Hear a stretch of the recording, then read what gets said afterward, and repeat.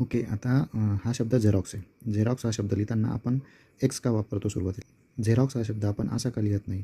तर त्या एक्सच्या उच्चाराचे नियम बघून घेऊ. एक्सचा उच्चार झ देखील होतो आणि एक्सचा उच्चार क्स असा देखील होतो. ठीक आहे. तर मग त्याचे एक्झाम्पल घ्यायला गेलं तर आपण झेरॉक्स, ठीक आहे, झायलोफोन. ओके.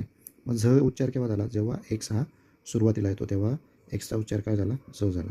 आणि एक्सचा उच्चार क्स केव्हा होतो? जेव्हा तो शब्दाच्या मध्ये येतो किंवा शब्दाच्या शेवटी येतो. 6. ओके. बॉक्स,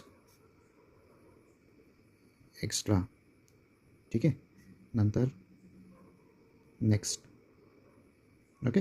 कारण एक्स हा कुठे आला आहे? शब्दाच्या शेवटी आला आहे आणि काही ठिकाणी शब्दाच्या मध्ये आलेला आहे. म्हणून मग एक्सचा उच्चार काय झाला? क्स झाला. आणि इथे झ का उच्चार झाला एक्सचा? कारण तो शब्दाच्या सुरुवातीला आलेला आहे. म्हणून मग एक्सचा उच्चार काय झाला? झ झाला. झेरॉक्समध्ये पण सुरुवातीला एक्स आलेला आहे त्याचा उच्चार झ झालेला आहे आणि जो शेवटी एक्स आलेला आहे त्याचा उच्चार काय झाला आहे? क्स झाला आहे. ओके. याच्यावरून आपल्याला कळतं. आणि याला काही अपवाद देखील आहेत. आता ते अपवाद कोणते आहे? एक्स-रे म्हणतो आपण. ओके. एक्स मास म्हणतो आपण. ठीक आहे. आता एक्समास हा क्रिसमसचा शॉर्ट फॉर्म आहे. ठीक आहे. मला अजून काही अपवाद माहिती असतील तर ते खाली कमेंट डाऊन करा किंवा मग अजून असे काही शब्द माहिती असतील तर ते देखील सांगा. थँक्यू.